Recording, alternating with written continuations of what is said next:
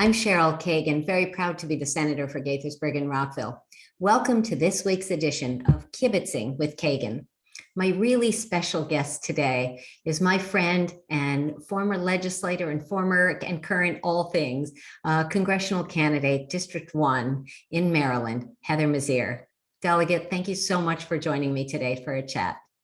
Oh, Senator Kagan, I feel like we're letting everyone in on lots of fun private conversations that we have had through the years, because we always enjoy talking about the issues together so much. I adore you and the kind of senator you are and the service you bring to your district. So thanks for having me on today.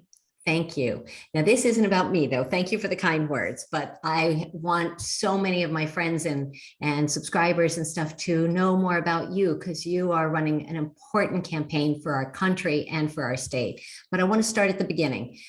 You grew up in a farming family. You are a seventh generation farmer. Why don't you talk about your childhood? You were the first in your family to go to college. Give us an idea of your background before politics. I have friends that I worked with on Capitol Hill that always would tease me and say, well, you can take Heather out of the cornfields, but you can't take the cornfields out of Heather. I grew up in a small town in rural Illinois called Blue Mound, population 1,100, though we often joked that that was only if everyone's chickens were also counted.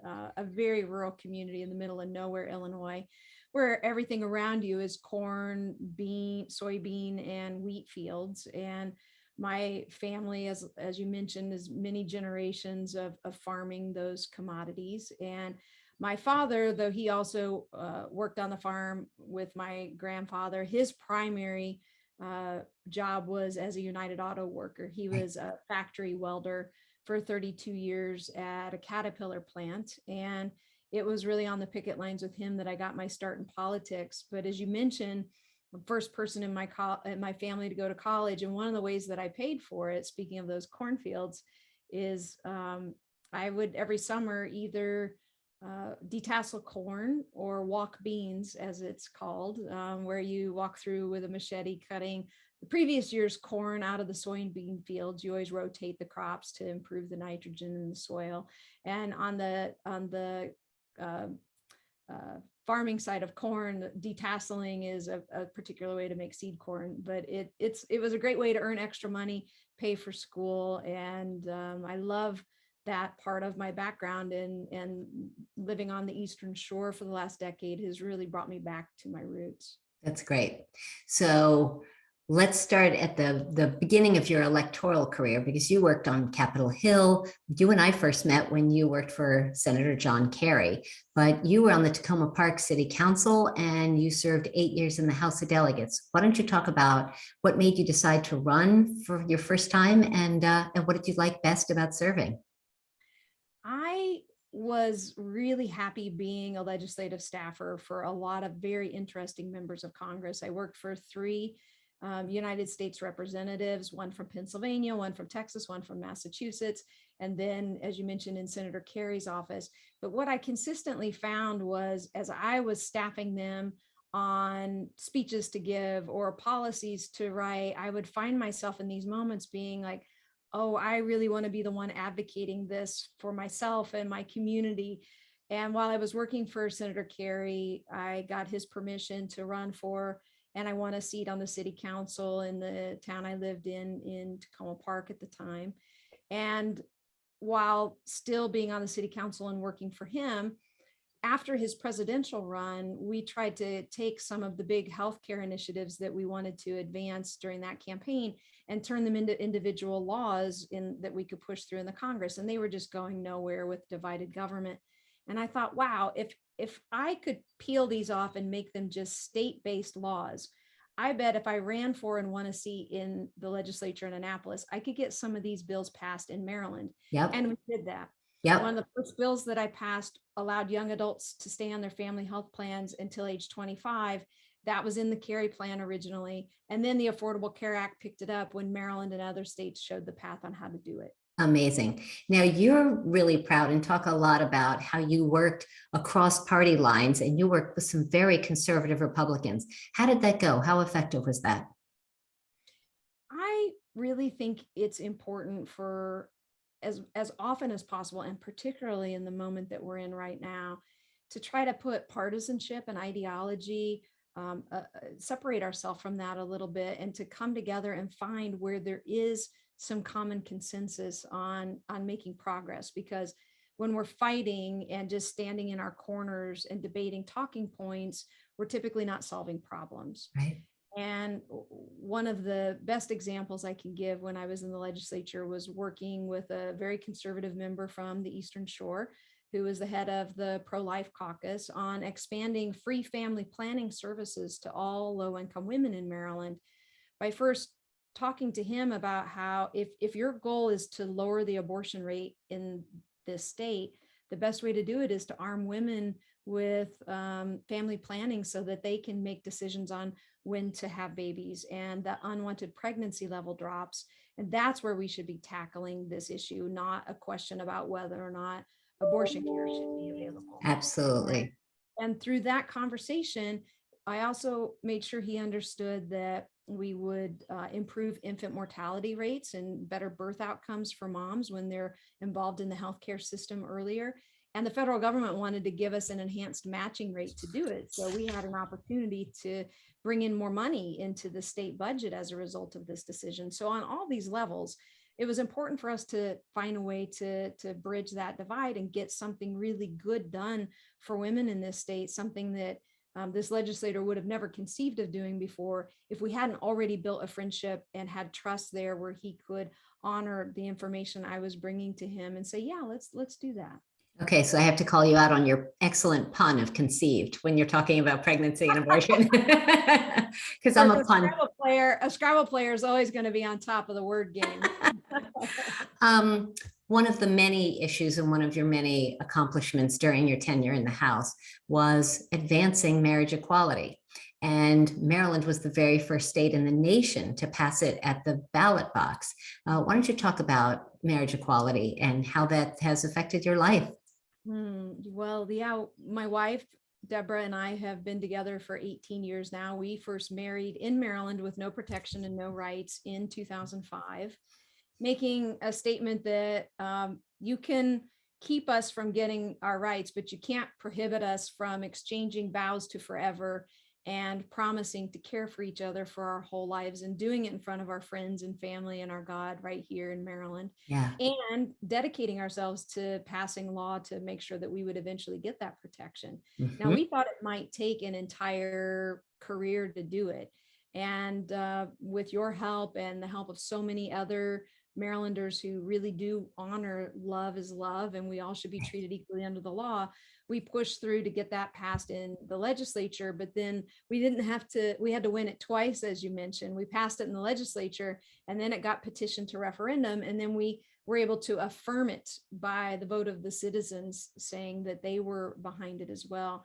And it was an effort of so many people, lots of hands on deck, many people sharing their stories and being willing to step in and speak their truth in a very courageous way.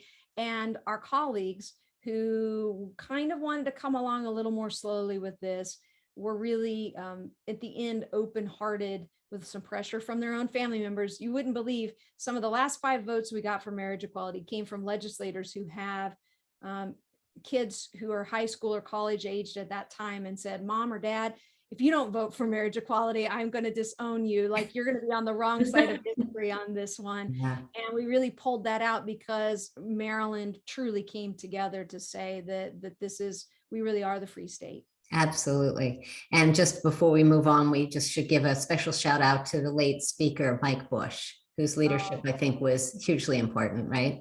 Hugely. As a matter of fact, he's one of those legislators who shared with us in a really beautiful way in the caucus how his own evolution on that issue was very much informed by conversations with his teenage daughters. Nice, nice. That's fantastic. So you ran for governor in 2014. Let's talk just a little bit about what that was like. Why did you decide to run, and what did you learn that was most interesting? I loved my time in the legislature, and in the 8 years I was there, as you mentioned, we worked on some really big things, protecting Maryland from fracking, expanding health insurance, marriage equality, the DREAM Act. And I got to a place where I decided that I really wanted to set the agenda rather than respond to the agenda. Mhm. And that in Maryland, a woman is never next in line.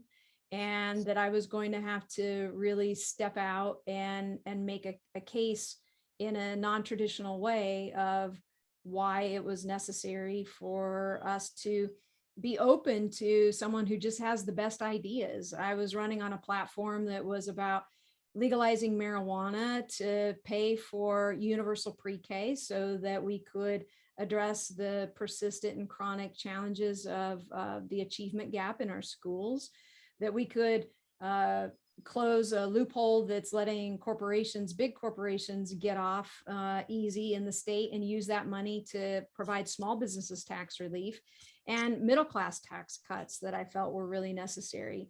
And that we could, while we're supporting our small businesses, ask them to step up and pay not just a minimum wage, but a living wage that would get up to the unthinkable amount of $15 an hour by 2021. Like all these ideas I was advancing in 2014 at the time seemed revolutionary Right. or extreme, and really they just became mainstream. You I were just just ahead of your time. usually have the blessing or the misfortune, I'm not sure which, of being ahead of the curve and really Yeah. seeing what it is we should do. And you know, you do this too. It's important when you do have that kind of vision to step in and give a voice to it and to set a path. I think part of the reason why those things became mainstream is because of the success of the campaign we ran. We were completely outspent. I was up against candidates with, 10 years of statewide name recognition ahead of Right. me. And yet we still came in with 23% of the vote in a three-way race. It was a phenomenal campaign. Absolutely. So let's pivot. So you live on a 30, 32, 34 acre farm on the Eastern Shore. Sorry, I thought I'd written that down. So you're deeply connected there. You're involved in community, and January 6th happened. So why don't you talk about where you were, how you reacted, and how that inspired your latest undertaking? Yeah, I definitely have been living my best life on the farm, running a nonprofit that is called Soul Force Politics. And we're dedicated to teaching how to bridge those divisions and the chaos that had erupted in the Trump years to find the common connection towards solutions that we can agree on, and like not be so personally attacking in the way we approach our civic engagement. And so I was doing podcasts and teaching seminars and retreats and doing some great work. In December of 2020, I was doing a catch-up call with a couple of friends that had been traveling around the world for a while. They had a very successful business and I was very jealous, but they came back and they wanted to know, like, what's next for you? Like, we've got a great new place in New York. Can we do a future fundraiser? And I said, no, I'm never running for office again. I'm living my best life here on the farm. And they said, never? I mean, come on, Heather. And I said, well, I mean, I am young, and at the same time, I just can't really imagine a set of circumstances that would draw me back in. But sure, maybe something I can't foresee would come up and make me feel like I have a calling again. And it wasn't 3 weeks later, felt like 3 minutes. 3 weeks later, when you asked where I was here on the farm in my library, the building I'm in right now. Catching up on some work post-holiday and getting ready. I was launching 3 different cohorts of our Unlearning Racism class that Soul Force Politics teaches. So I was getting the materials ready for that and communicating with the students who'd signed up for the course. But I was keeping an eye on what was going on that day because I had gotten a little bit of a sense that there was at least going to be some confrontation. Right. And I have text threads to my mother back in Illinois that day where I'm just saying to her, like, oh my God, Mom, are you watching what's happening right now? And forwarding her some of this, and just like a little bit of a diary of the disbelief and the frustration that I was feeling that day. And then the following day on January 7th, I pushed out a tweet at Andy Harris calling on him to resign and saying, and if you don't resign, I will have to consider retiring you in 2022, something to the effect, or I'll work hard to retire you in 2022. I did that. That was not me indicating I was going to run against him. I just was ready to put the full force of all of my passion in supporting somebody to do it. But the feedback that I got across the Eastern Shore and around Maryland, it was like, run, Heather, run, do this. I really had to give it a lot of thought. Did Congressman Harris reply or any indication? Okay. Definitely. I assume that, but just I'd ask.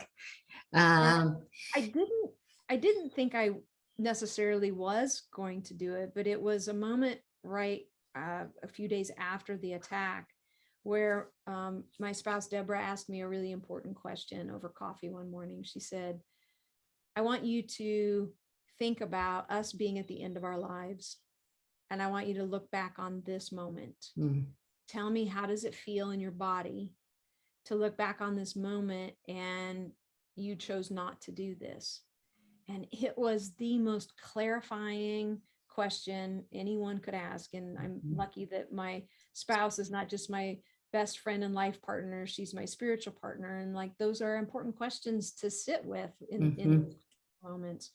And so I had the answer I needed to jump in and be all in. And of course, after Roe v. Wade just happened, if I had been on the sidelines after January 6th, after these hearings that Congressman Raskin and his colleagues are so effectively prosecuting the case of what happened that day, and then 50 years of law being clawed back on women's rights to choose how we make decisions with our own bodies, I think I'd be chewing my wrist off right now if I were on the sidelines. Yeah. So let's talk about the campaign. And I have a lot of questions about that, but we are going to run out of time here. First off, the Republicans are going to call you a Tacoma Park liberal. So talk about your values from Illinois, rural Illinois, to Tacoma Park to Eastern Shore and how that goes. I've always been really frustrated with labels in general, probably as a gay person. You put a label on someone and it's like a lazy way to define who they are. I've always personally lived my own life very conservatively. And on a political spectrum of the kind of progress I want to make on a lot of issues, on social issues, always have been very progressive, a little more conservative on fiscal policy. I have no problem spending and making decisions on where resources need to go, and also being really mindful always of how we're paying for that. And what's the impact on middle class families, because my family was always struggling. We were often on strike. And the question of our wages and benefits were always central to all of the kitchen table conversations. But someone who wants to paint me as, when they acknowledge that part of my life, and I'm very proud of the work I did in Tacoma Park and with my friends in that community. It's a beautiful, very engaged, mindful, caring community. There were parts of me and where I grew up that weren't always aligned myself by living in Tacoma Park, because I grew up around guns and in gun culture. And yet at the same time, the way my family has always held this is that with great rights come great responsibilities. And we are gun owners for gun safety, that you have to, there's a super majority of us out there. I mean, when you live on a farm, you have to have guns, whether it's rabid animals or right now a fox that's terrorizing my hen house. You use guns as a part of your daily living and as a part of your lifestyle here. But I also absolutely, and most of my neighbors do too, support common sense measures that will keep guns out of the hands of those who are going to harm us. And it's only when you're owned by the gun lobby and the NRA that you stand in the way of that kind of progress. And I'm proud to sort of bridge that divide and have the support of Moms Demand Action as a gun sense candidate, while also being able to connect with my friends and neighbors here on the Eastern Shore about our sort of heritage connection to the importance of having access to firearms for our livelihoods. So let's see, would you think you need a gun on the congressional floor, on the House of Representatives floor? Do you think that's needed? Is that a place where you would bring your gun? Well, like on top of how ridiculous it was that, within days of the January 6th insurrection, Andy Harris was caught sneaking his gun into the House floor, as the Supreme Court is now making it even easier for anybody to conceal carry anywhere. Yeah. I think that situation with Congressman Harris it points exactly to the challenges. He's a guy that professes to be incredibly well trained and, should be the type of person that has a concealed carry weapon. And even he so-called forgot that he had a firearm on him. There's just so many complexities that are wrapped into these, and absolutely not, especially the way politics are these days. Words themselves have become so weaponized. The last thing we need are actual machineries of death and weapons on the House floor. That's just completely ridiculous. Agreed. So this might be the hardest question I ask you. And I'm going to ask you to narrow it down. 3 things, your 3 biggest beefs with Andy Harris, Congressman Andy Harris. The first would be that he just doesn't listen.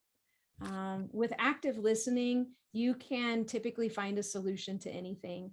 And he doesn't show up and he doesn't listen. Those are 2 big ones. So I guess that's 2. You don't see him anywhere. And maybe it's because he doesn't really live here on the Eastern Shore. He has a second home here, but he doesn't show up to much. When he does, he doesn't listen. Wow. He votes against us consistently. He votes against our hurricane relief when Superstorm Sandy came through and destroyed Crisfield. He votes against the infrastructure package. He doesn't even put in any request in the regular course of business, where Republicans and Democrats alike put in requests for money for roads and bridges and wastewater treatment plants and broadband needs in our communities. He's absent on the job. He scoops in a 4th.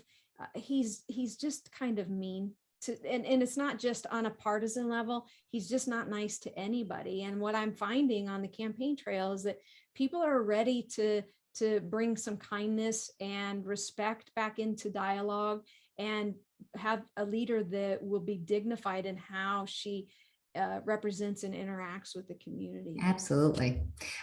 Strong answer. Thank you. So now this is probably easier. Tell me 3 things that you would like the voters of the 1st Congressional District to know about you, and just 3 things for you. I have a work ethic that is really, really, really strong. I think it comes from my family, both as farmers and factory workers, but we just know how to work. And I bring that approach to my politics. I consider myself to be on my name on the ballot, but this is never about me. I'm just leading a movement of people that want to get big things done in our district. And I'm really excited to just wake up every day and work.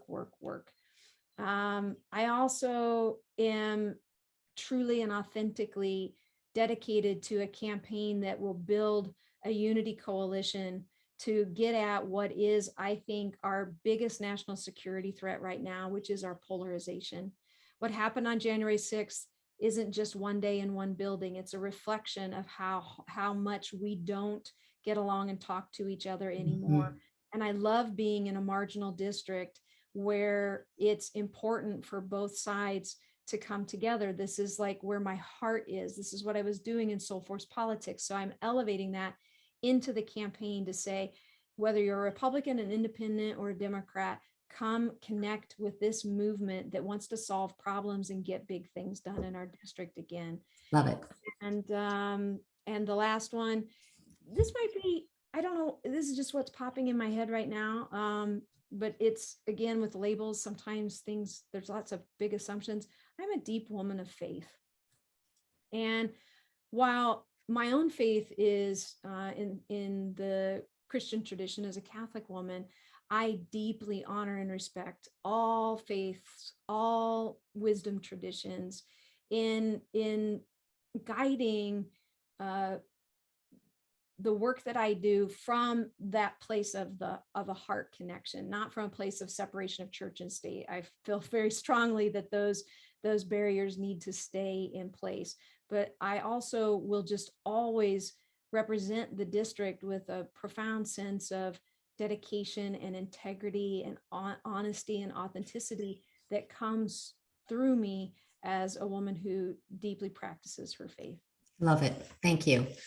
So, having heard the three things about Congressman Harris, the three attributes and commitments that you would make, talk about the reality of political fundraising. How much time do you have to spend each day or each week or something? How's it been going so far? And just for the record, I am a proud donor, campaign and personal. Yeah, it's part of the system that all of us who are a part of it tend to wish weren't the case. I am so frustrated that the Citizens United court case has prevented any real reform. I'm backed by the End Citizens United group because of my dedication to reforming the way that campaign finance works. And while I am stuck in this system, and from the lessons I learned from the 2014 race as a publicly financed candidate who didn't quite have enough money to get my message out, I decided from day one in this race, if we didn't win, it wouldn't be because we didn't have the resources to communicate our winning message. Mm-hmm. And so we're closing in on $2 million raised so far in this campaign. 81% of the donations have been $100 or less at the grassroots level. Super majority of these, I haven't seen the latest calculations, but somewhere in the 80% range are from Marylanders. And to me, I do have to spend way too much time asking people for money. And when I do, though, I've come to hold it as a place that money is energy. And prior to being able to vote, what you can do is vote for me with your money and putting your energy behind this race and helping to amplify this message that you feel really proud of and that you recognize is important in this really deep inflection point in our democracy. And that's why people have been willing to invest so generously. They believe in what I'm doing and the grassroots movement that we are building. So traditionally, a lot of women specifically have a hard time raising money, asking for money. And the way you just framed that is beautiful. And I hope that women candidates or prospective candidates will think about it differently, because it's important and you can't win without the ability to get your message out. Talk about, I'm going to pivot back just a couple more questions before we go to our Fast Five and wrap up. Andy Harris is a Republican. But there's kind of Republican and then there's Andy Harris, right? So talk about how on the Eastern Shore, how does he fit in politically with the Republican Party, the Republican activists? Is he in line with or extreme, or how do you see that? I definitely see him as an extremist by comparison to a majority of self-identified Republicans on the Eastern Shore. He's a guy that comes out of that QAnon caucus that is, refuses to condemn their conspiracy theories. He's one of 12 that voted against giving gold medals to the Capitol Hill police officers who defended his life that day. He still refuses to call it a violent insurrection. He just consistently is way outside the mainstream. Do we have a lot of Republicans and independents on the Eastern Shore? Absolutely, but they tend to be more Hogan Republicans, much more mainstream, and therefore really open and resonant to the message that I'm bringing in this unity coalition that we are building. Andy Harris really is out of step with the district. Yeah. Were you to be elected and sworn in next January 3rd or 4th, whenever that is, what will be some of your top priorities in Congress? The number one issue I'm running on is related to the economy. I wrote a plan that I call Economy First that comes from a year's worth of listening on the campaign trail, engaging with stakeholders, having roundtable conversations to really learn about at a hyper local level, what is impacting our region, and how I, as a congresswoman, could best help. And this plan, and I am a self-professed policy nerd, so it's 34 pages, and I don't expect everyone to read every single word, but it's broken out into 10 main areas, from inflation and small business support, middle class relief, to dissecting the infrastructure package for all the funding opportunities that will also create jobs in our region, manufacturing and construction, commercial fishing, aquaculture, ag, forestry, defense, cybersecurity, housing and community development, and arts. Okay. All of these are a really clear blueprint. I think people deserve to know exactly what it is I want to get done for them in office. And a lot of what's in this blueprint is not reliant on me passing new laws in Washington. It's just bringing fierce advocacy and representation to our district to get a fair share of resources that are out there and available. But when we have an absent congressman who isn't advocating for us, we don't get any of it. Yep. So that plan is on our website at heathermizeur.com. Excellent. And that is also where you can go to make a donation of any amount, almost any amount, that is in the budgets of most people watching this anyway. All right. And we will put all the links to your website and social media and stuff at the end of this podcast. So that will be included. Heather, is there anything else that we haven't discussed that you want to add here before we go to Fast Five? I think you covered a lot. It was really a fun conversation. I didn't quite know what to expect at some point. I don't know, what is she going to ask now? I was fully prepared to tell you 3 things that I could like about Andy Harris too, because like that's my style of politics, right? Why don't you, since you raised it, why don't you share those? I was about to correct myself and say, well, maybe one. He's got nice glasses. I think that, he's a father, and, we even see this with Donald Trump, dislike what you might about them and their policies. People tend to be loving, caring parents to their children. And I would be fascinated to maybe meet and talk to his kids someday to get a better sense of the dad they know and who they love. Like how much of this persona does he put on that maybe really isn't fully him, or how he shows up in his heart. Right. So that's enough. We don't need all 3. That's a very loving and generous indicator. But Heather Mizeur, Fast Five quick questions to let folks get to know you a little better. So first question, is there a song, an anthem, something that inspires you and lifts you up? Oh, yeah.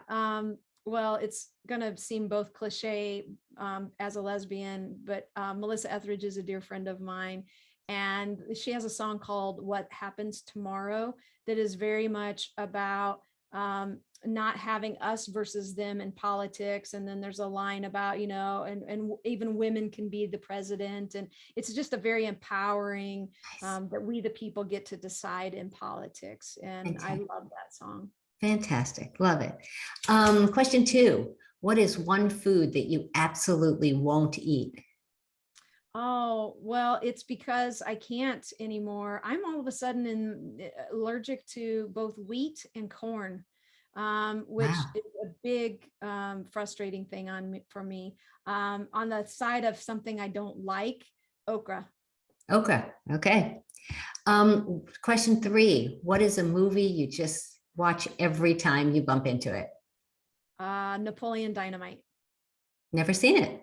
Okay. Never seen Napoleon Dynamite? Vote for me. Oh, watch it and then let's talk. There are so many hilarious sections of that movie. All right. So you and Deb are always so busy, and with the campaign and the farm and everything else. If you had an extra hour granted to you each day, how would you spend it? I would spend it walking with her and the dogs at Sassafras. It's one of our favorite things.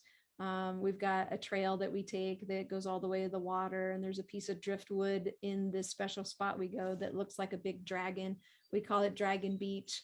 And I don't get to go there with her and the dogs anymore as often as I would like. But if I had an extra hour every day, we'd be on Dragon Beach. Nice. I love that. And the last question, the one that I ask each of my guests, Heather Mizeur, what is your hidden secret superpower? What is a skill or talent you have, something you're really good at that most folks can't do?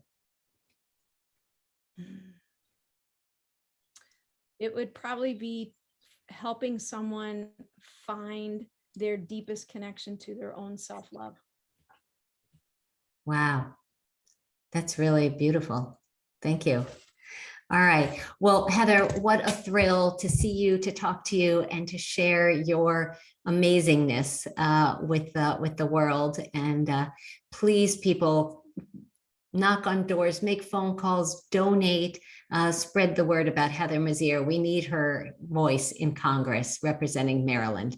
So, Heather, thank you so much for taking the time to kibitz today. It was a true joy. It really was. Thank you so much, Cheryl. Absolutely. See you soon. Take care. Bye.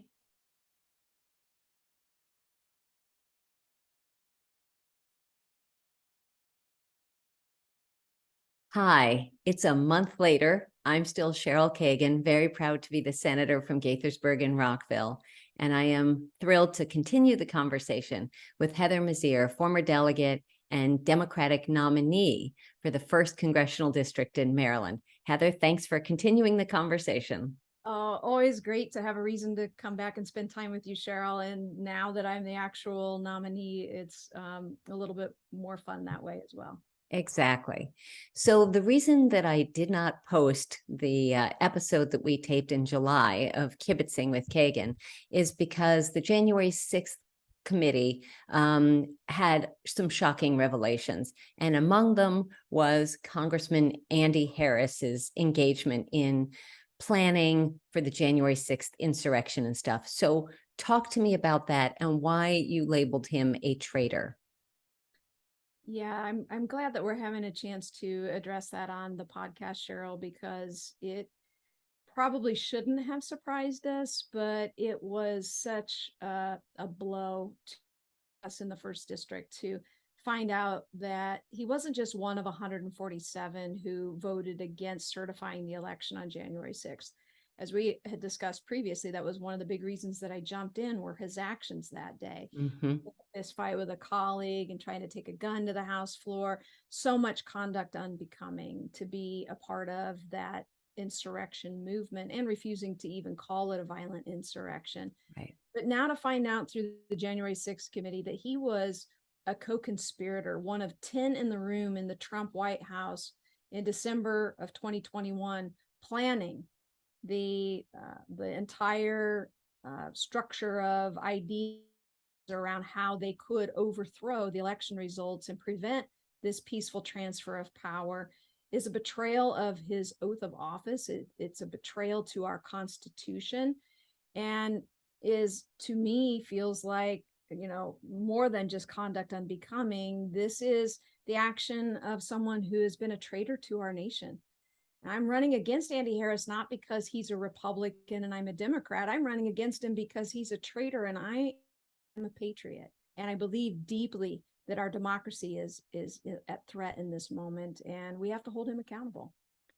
So the Baltimore Sun published a really strong editorial commentary calling him an unrepentant co-conspirator. How have others reacted to this news?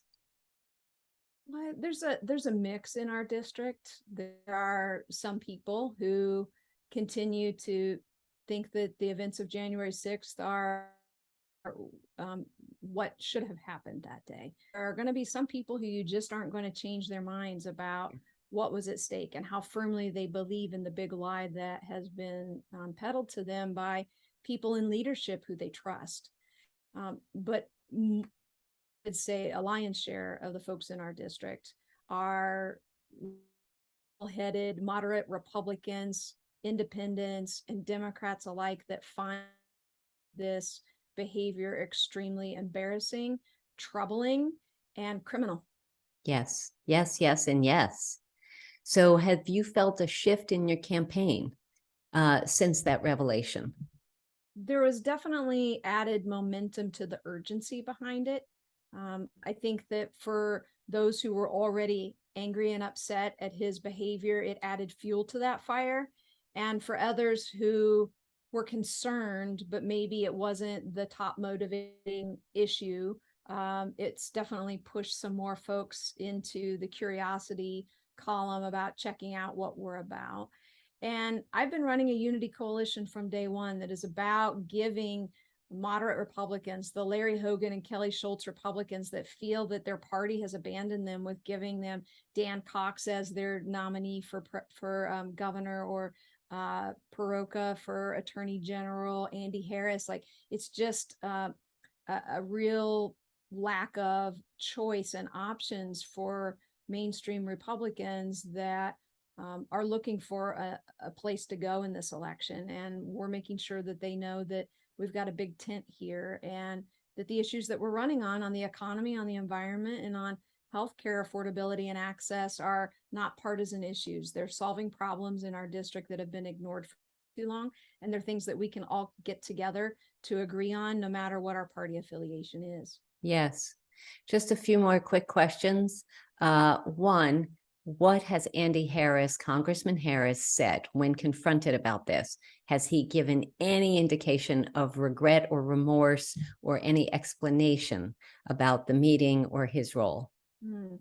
Well, he consistently refused to answer any press inquiries about it. Although, interestingly enough, a couple of weeks ago, he and I were both in Snow Hill in Worcester County for the blessing of the Combines parade.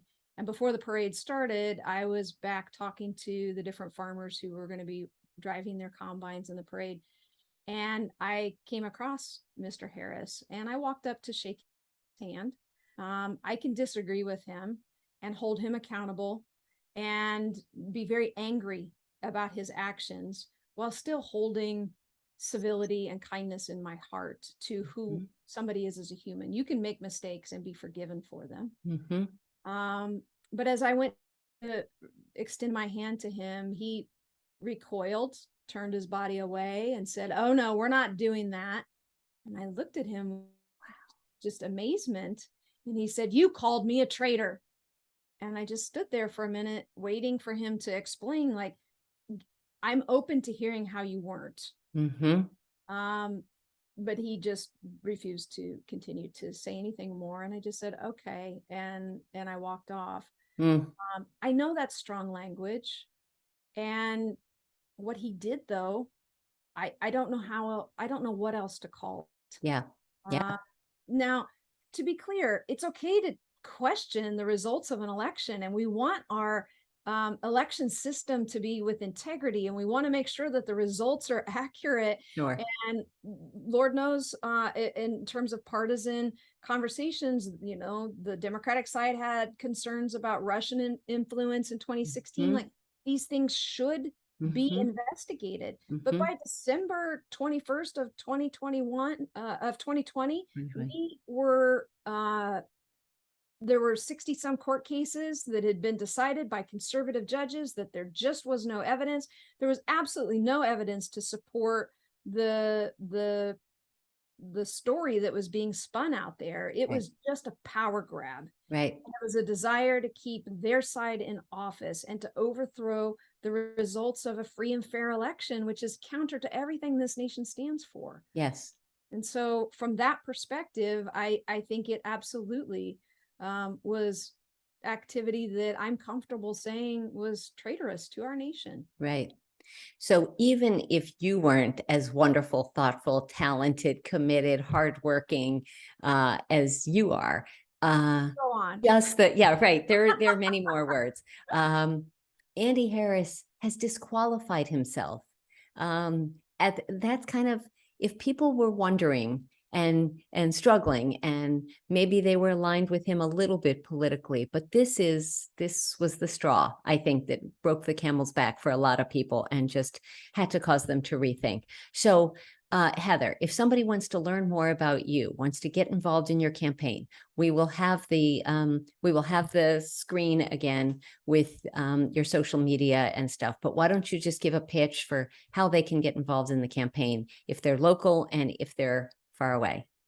We are full of a grassroots army of people ready to flip the first. We invite your time, your talent, your treasure in this effort in a beautiful way. If you want to join us for canvassing, you can go on our website at heathermizeur.com under the Get Involved page and sign up as a volunteer there. You can donate on our website as well on the big contribute button. If you've got talents, photography, art, sign making, screen printing, we've had people making t-shirts, whatever, however you want to be a part of this effort, which is a very beautiful one that is rising above the partisanship and the ideology to bring people together, to listen and respect each other and build communities where everyone belongs, is listened to, respected, and where we solve our problems. Again, come join us at heathermizeur.com. And thanks again, Cheryl, for spreading our message to all of your viewers and listeners. Absolutely. Anything else you want to add before we wrap up? We'll see you at the victory party on November 8th. There you go. All right. Well, Heather Mizeur, thank you for your candidacy, your leadership, your frankness, and thanks for chatting again. Look forward to seeing you soon. Take care. Thank you. Good luck.